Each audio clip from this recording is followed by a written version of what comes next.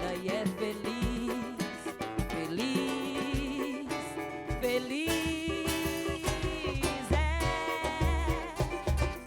também um pouco de uma raça que não tem medo de fumaça, ai, ai, que não se entrega, não. Mas isso aqui, oh, é um pouquinho de Brasil, ia, ia. Esse Brasil que canta e é feliz, feliz, feliz. É também um pouco de uma raça que não tem medo de fumaça, ai, ai, que não se entrega, não. Olha o jeito das cadeiras que ela sabe dar, olha só o remeleixo que ela sabe dar. Olha o jeito das cadeiras que ela sabe dar, olha só o remeleixo que ela sabe dar. Morena boa que me faz penar, bota a sandália de prata e vem pro samba, sambar. Morena boa que me faz penar, bota a sandália de prata e vem pro samba, sambar. Bota a sandália de prata e vem pro samba, sambar. Sambatom, vai ser difícil fazer o programa hoje dançando, conversando, entrevistando. É uma alegria poder estar à frente de um talk show e a gente oferecer palco para esses talentos, como essas meninas maravilhosas, a Virnalise, a Fernanda, a Cacá, a Juliana e a Lê, que assinam essa música sensacional que é o Sambatom. A gente vai conversar com elas no decorrer da semana, é claro, você vai saber mais. Olha, a minha convidada de hoje é a doutora Raíssa Neves Fernandes. Ela é reumatologista e ela vai falar sobre dois assuntos importantes que a gente precisa abordar, porque falta muita informação. Na verdade, algumas doenças, só quando alguém muito conhecido, uma celebridade ou alguém, num caso extremo, resolve abrir a sua privacidade no sentido de assumir que tem certas doenças, que a informação começa a circular. Mas a nossa ideia é que isso não seja necessário, que a gente possa abordar no nosso programa isso. Então, a doutora Raíssa, ela vai falar sobre essas doenças reumatológicas, mas no foco são a artrite reumatoide e o lúpus também, para poder você saber mais e para você atender aqueles sinais de alerta que o seu corpo dá e você um pouco ficar sintonizado nisso. A doutora Raíssa, ela é formada em medicina pela Universidade de Pernambuco, ela é especialista em reumatologia pela Escola Paulista de Medicina, tem mestrado, inclusive, pela Escola Paulista de Medicina, e ela é também membro da Sociedade Brasileira de Reumatologia e é professora também nessa área da medicina em universidades. Antes de conversar com ela, além do que eu falei, a gente vai exibir um breve VT para trazer você melhor para dentro do nosso tema. Vamos ver juntos. Reumatismo é o nome comum para as doenças que afetam o sistema músculo-esquelético.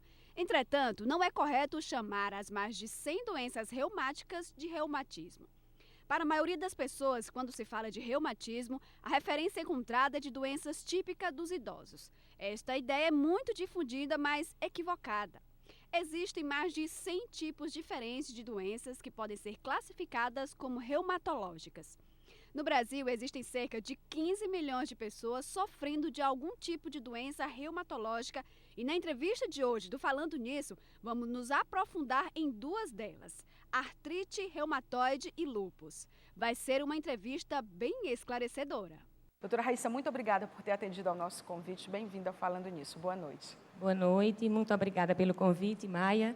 Eu parabenizo as meninas também que tocam São lindo, ótimas, tocam né? E cantam lindo. Muito obrigada que está aqui. Bom, a artrite reumatoide é uma das várias doenças reumatológicas.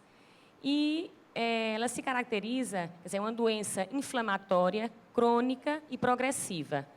E ela se caracteriza por um quadro de poliartrite, ou seja, nós temos várias articulações inflamadas no corpo, desde pequenas a grandes articulações. E isso é um quadro constante, persistente e progressivo e que, se não tratado, evolui com destruição da articulação, comprometendo a qualidade de vida do paciente. Quais são as causas desse tipo de artrite? Bom, essas doenças reumatológicas, essas doenças autoimunes, nós não podemos ter uma única causa. Nós, na verdade, não dominamos as causas, nós temos uma interação de fatores genéticos, fatores ambientais, fatores infecciosos, fatores hormonais. Então, ninguém tem só uma causa para começar a ter artrite reumatoide ou uma causa para ter lúpus. Na verdade, é aquela pessoa que tem uma predisposição genética e que se depara com algum desses agentes, tipo infecção ou outros fatores, como a parte hormonal, como no lúpus, que a gente tem o estrógeno bastante implicado, e outros, o tabagismo na artrite reumatoide. Então, alguns fatores que desencadeiam aquela doença numa pessoa que já tem predisposição. Mas quais são os sinais do corpo que levam a um diagnóstico?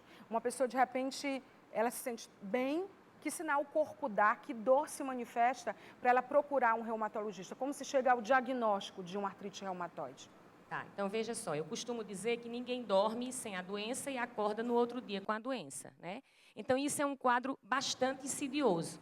Então, no geral, são mulheres na 4ª e na 5ª década de vida que começam a apresentar dores articulares, né? Pode ser, inclusive, só nas mãos e nos pés, em várias outras articulações. De manhã, elas se sentem, vou usar a palavra que o paciente costuma dizer, travado, né? Eles têm aquela rigidez matinal, acorda e sente o corpo sem ter a mobilidade normal, meio travada, e depois é que vai melhorando com o decorrer do dia. O quadro clássico da artrite reumatoide é uma poliartrite simétrica aditiva.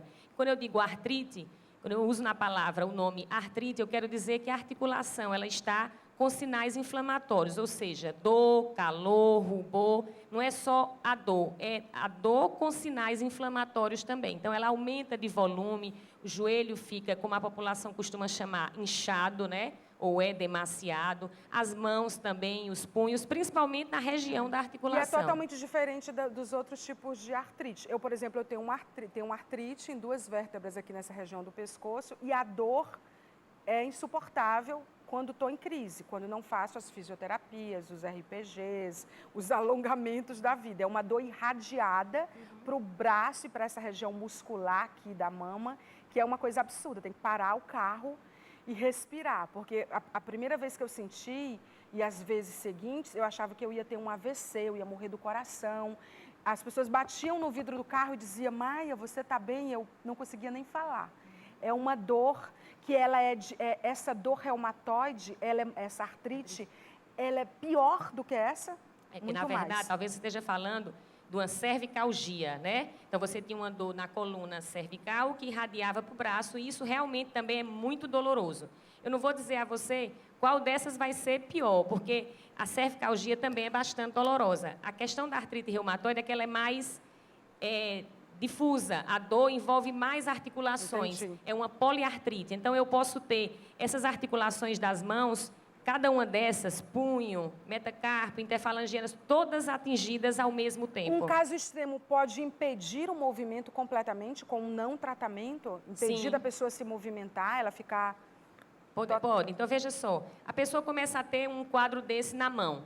E ela começa, por exemplo, quando a gente tem uma dor numa articulação, a primeira coisa que a gente faz é, vamos imaginar o cotovelo doendo, é dobrar aquele cotovelo. E no que eu fico com aquele cotovelo fletido o tempo inteiro e não estendo ele, não faço a extensão dele, aquilo ali pode depois consolidar naquela posição, dependendo do tempo que fica inflamado.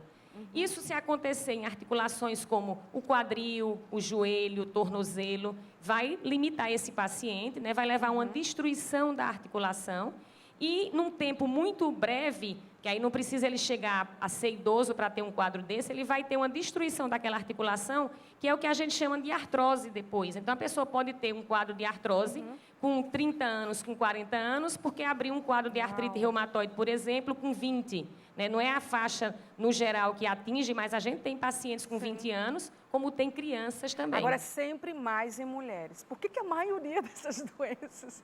Sempre mais em mulheres, gente, que absurdo. Realmente é assim, nós temos 3 mulheres atingidas, 3 a 2 para um homem, né? Isso é a prevalência da artrite reumatoide. Mas nós temos, Maia, em doenças reumatológicas, algumas que são do homem. Por exemplo, gota é basicamente do homem, né? É uma doença muito do sexo masculino, mas talvez a maioria sejam mais do sexo... Mas tão grave assim como essa? Não, a gota não é tão grave, claro, que uma gota não tratada, e o paciente vivendo também... O que é isso mesmo, doutora? A gota é a deposição de cristais de ácido úrico na articulação.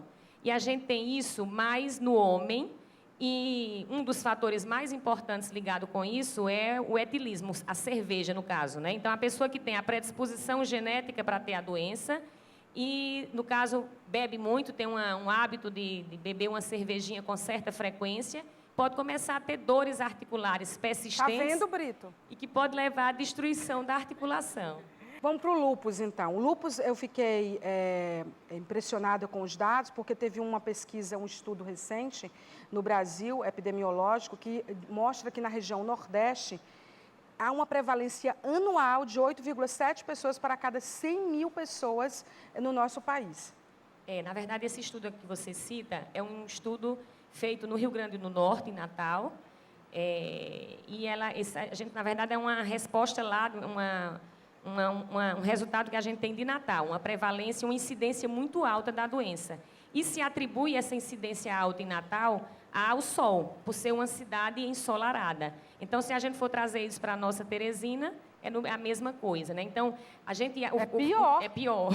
Não então, é a mesma o sol, coisa. ele é um fator desencadeante do lúpus. Tá? O que é o lúpus, doutora? Tá, então, o lúpus é uma doença inflamatória, também crônica, né? E eu tenho muita preocupação com essa palavra crônica, porque às vezes chateia o paciente. Eu costumo dizer, olha, quase tudo é crônico, né? Então, assim, hipertensão é crônico, diabetes é crônico.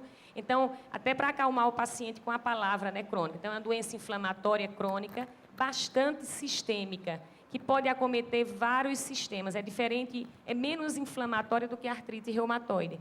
Porque no lúpus eu posso ter desde o acometimento ocular, queda de cabelo, dor articular, cutâneo, e pode levar à morte quando você tem manifestações importantes como o quadro renal, o quadro neurológico, se não tratado, pode levar a óbito, sim.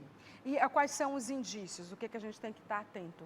Tá, então, o lúpus, no geral, acomete mulheres jovens, mais jovens do que a artrite reumatoide. Por isso que a gente acha que a parte hormonal é tão importante também no lúpus. E os sintomas? Pode começar com dor articular, igual como lá na artrite reumatoide. E pode chegar, inclusive, no seu consultório com um quadro igualzinho, se manifestando nas articulações, como a artrite reumatoide. Só que com uma riqueza maior de outros sintomas, como alterações cutâneas, manchas na pele, queda de cabelo. Então, o paciente ficando, inclusive, tendo regiões de alopécia, né, no couro cabeludo. Manifestações renais, ter eliminação de proteína pela urina, de sangue pela urina, levando à perda renal, manifestações no sistema nervoso e várias outras manifestações nos exames de sangue, como anemia, leucopenia, plaquetopenia, que são as diminuições do hemograma, né, das 3 séries do hemograma. É muita coisa. Muita coisa. A gente costuma dizer que tudo o lúpus pode acometer, pode dar. Mas, graças a Deus, que nem todo mundo vai ter tudo. Então, assim, tem paciente que vai ter mais o quadro cutâneo e o quadro, por exemplo, articular. Então, vai ter muita dor articular e vai ter manifestações na pele. Outra vai ter muito mais o lado renal. Então, a gente não tem uma receita padronizada para o paciente que tem lúpus. Mas uma mulher que quer engravidar, por exemplo, que tem lúpus, ela pode? A gravidez não é contraindicada. A gente só pede o seguinte, que a mulher só engravide quando tem lúpus, se ela estiver há 6 meses fora de atividade da doença, ou seja, há 6 meses a doença esteja em remissão, porque essa é uma característica do lúpus, ela tem exacerbações e remissões. Não tem cura. Não tem cura. Então, você tem que estar, pelo menos, quando você quer programar a gravidez, há 6 meses fora de atividade. Isso é possível? É muito possível, tá? Então, assim, tem pacientes que passam aí para o seu consultório a cada 3, 4 meses e vão só para mostrar o quanto estão bem. Tem como prevenir lúpus, doutora? Nós não temos como prevenir. O que eu posso falar é o seguinte, é que se você tem um indício, algo sugestivo de lúpus, ou, por exemplo, tem casos de lúpus na família, para dizer assim, tem como prevenir, a gente sabe apenas algumas coisas que eu posso orientar em relação ao sol. Então, não se expor tanto ao sol. A lúpica mesmo, ela não pode. Quem tem lúpus tem que usar protetor solar no dia várias vezes, andar com o protetor na bolsa, principalmente numa cidade como Teresina, e repor esse protetor. Eu passei de manhã, vou sair agora nesse sol, tenho que repor novamente, principalmente nas áreas mais expostas. Então, a face, o V do decote, os braços, o que tiver mais exposto ao sol, passar o protetor solar. Agora, assim, além dessas causas genéticas, que é também genético, né? Não é só genético, né? Não é só genética. A gente tem, como artrite reumatoide, nós temos uma interação de fatores. Então, o lado genético, o lado hormonal, por isso que são mulheres mais atingidas, e aqui a proporção é alta em relação à mulher. 9 mulheres para um homem. Então, é uma doença bem mais da mulher. Enquanto lá na artrite reumatoide é 2 a 3 para 1, né, mulheres para um homem, aqui é uma proporção bem maior para a mulher, 9 mulheres para um homem. Por isso que a gente acha que o hormônio, que o estrógeno aí, que é o hormônio da mulher, está bastante envolvido na fisiopatologia da doença. Muda totalmente o estilo de vida da pessoa, né? São pessoas que elas devem ser mais disciplinadas. Então, a pessoa que tem lúpus, ela vai continuar trabalhando, mas ela precisa ser uma pessoa disciplinada, seguir o tratamento, usar o protetor solar e passar com regularidade no seu reumatologista. Não dá para assumir, para ficar um ano ausente. Então, tem que estar sempre usando o protetor solar, fazendo os exames, dependendo da época. Se o paciente está em bastante atividade, a gente tem que ver até semanalmente. Qual o médico que você... É um clínico que faz esse diagnóstico? Esse diagnóstico? Então, veja só, como ela Primeiro diagnóstico, né? Como é uma doença muito sistêmica, o paciente pode ser suspeitado da doença em outro especialista, ou um bom clínico, mas imagina que ele começa com alteração renal, aí ele vai primeiro para o nefrologista. O nefrologista tem essa capacidade também de perceber que é um lúpus, porque envolve muito a parte renal. A pessoa pode abrir o quadro com um problema ocular e começar primeiro pelo oftalmologista, e o oftalmologista ter noção... Dermatologista, ou né? dermatologista. Então, assim, aí vai depender muito da formação do médico. Claro que quem melhor domina é o reumatologista, porque é uma especialidade do reumatologista, mas a gente tem vários especialistas que têm noção da doença e podem nos encaminhar. A gente recebe paciente bastante dos dermatologistas, dos nefrologistas, do neurologista, depende de onde a doença mais se manifestou. É incrível que é uma doença autoimune, né? Como o organismo é um mistério, né? Sim, é um desequilíbrio desse sistema imunológico, né? Porque é o organismo destruindo o próprio organismo. Exatamente, é uma riqueza, nós temos uma riqueza de autoanticorpos muito grande na doença. E isso é o que faz as manifestações, é isso aí que leva a essas manifestações. Bom, tem que ficar atento. Médico, né? Quer dizer, você não vai ficar totalmente dependente de médico. Mas, gente, uma vez por ano, um bom check-up salva muita, mas muita gente. Quantas pessoas descobriram um diagnóstico bem no início de um câncer ou de um lúpus? Quer dizer, o caso de lúpus que leva à morte é um caso totalmente sem tratamento, totalmente sem acompanhamento, eu imagino, né, doutora? Sim. Ele em tratamento, ele dificilmente vai levar à morte. E diagnosticado precocemente. Então, você começando com os sintomas, procurando logo o especialista, Sem dúvida. você melhora muito, né, em tudo. Nacionalmente, a Astrid, a jornalista Astrid Fonteles, ela teve lúpus, né, contraiu a doença, e aí ela fez uma ampla campanha, ela anda com vários remédios na bolsa, ela já mostrou isso, inclusive, porque toma muito remédio, na verdade, também. E aí ela foi uma pessoa que colaborou muito para a divulgação da questão da prevenção, do tratamento. E mundialmente o Seal, músico maravilhoso, inglês, ele teve lúpus na pele, aquela parte, a gente pode até mostrar a foto aí, Hashimoto, tudo é como se você olha para o rosto dele, lesão é em asa de totalmente borboleta, estranho, cheio de cicatrizes e tudo, e ele teve lúpus, né? E aí a pele dele, o rosto dele ficou totalmente danificado, e ele foi uma pessoa que colaborou muito mundialmente para esclarecimentos, campanhas em relação a essa doença. Bom, a gente está nessa também de esclarecer. Muito obrigada por ter Eu que vindo ao nosso agradeço, programa. boa noite, muito obrigada. E ela adorou vocês, viu? Sim, são ótimas.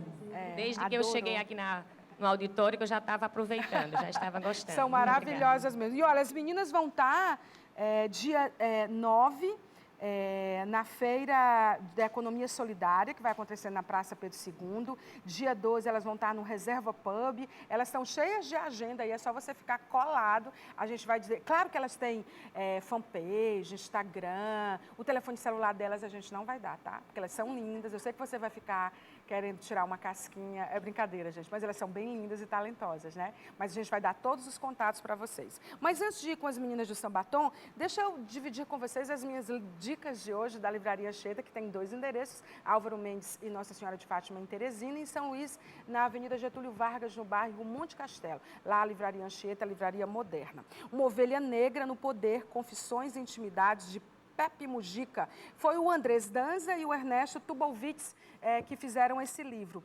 É muito interessante. Você sabe que o Mujica, ele tem uma história super interessante. Ele já foi preso, ele entrou na política de um jeito curioso. Você tem que ler o livro até chegar à presidência do Uruguai. Ele é um cara que anda de Fusca, que não ostenta. Ele deve ter os defeitos dele, como político, como pessoa, porque todos temos. Como político, você vai ter que ler o livro, mas ele é uma pessoa que chama a atenção do mundo. E esse livro, ele traz luz, né, para a biografia do Mujica. Né? É muito interessante, só lembrando que o Uruguai, hoje, está todo mundo atento ao Uruguai, porque o Uruguai é um país no mundo que resolveu liberar toda a cadeia produtiva e de venda da maconha. Né? E aí, como a gente está discutindo a questão da descriminalização do uso da maconha no nosso país, é importante também você ler sobre isso e acompanhar o que está acontecendo no Uruguai. Se ele vai retroceder, se ele vai avançar, qual é a experiência do Uruguai em relação a isso. O fato é que, do ponto de vista da medicina, liberado ou não, legalmente falando, a maconha faz mal à saúde. Né? Tem vários problemas. A droga, seja ela de farmácia, as lícitas, como o álcool, todas elas são uma droga mesmo para a nossa saúde. Tanto que os médicos dizem, você está a fim de entrar numa, de experimentar, retarda o máximo que você pode, porque traz malefícios à saúde. Eu acho que isso é um pouco que falta discutir nesse debate sobre a liberação de drogas como a maconha no mundo. Quer dizer, além da questão legal, faz realmente mal. Não é o fato de ser legalizado ou não que vai fazer bem ou mal à saúde, é importante você ter isso claro. E a Geografia da Pele é o outro livro do Evaristo de Miranda, um brasileiro imerso na África profunda. É um livro que estava sendo muito esperado lá na Anchieta. Eu peguei um lá para trazer, para mostrar para vocês. Se eu fosse você, passava lá. Continua com 20% de desconto nos livros científicos. E aí você passa por lá que você vai encontrar muito mais. É maravilhoso, né? Nossa, uma imensidão. Nada, do jeito que uma tela de cinema não substitui uma tela de computador para ver um filme, esse cheirinho de livro. Ler um livro. Gente, não tem internet, computador no mundo que substitua. Vamos para o recado do Werner, segundo piso do Teresina Shopping, com profissionais maravilhosos na área de saúde. Vamos ver. Werner Coifer está no mercado de beleza há 25 anos e seu principal conceito é proporcionar beleza e bem-estar às pessoas. Atendimento personalizado com espaço exclusivo e padronizado e um ambiente moderno e sofisticado. Temos uma equipe de profissionais altamente capacitados que estão sempre em constantes especializações. Serviços e produtos exclusivos para cada tipo de necessidade dos nossos clientes. Werner Coifer, loja 370, segundo andar, Teresina Shopping. Sambaton, vamos com vocês no próximo bloco. A Crianças com Síndrome de Down, sobre o ponto de vista da nossa convidada, já na nossa área VIP de conteúdo. Até já. Sambaton. Não me dê só, eu tenho medo do escuro, eu tenho medo do inseguro, dos fantasmas da minha voz.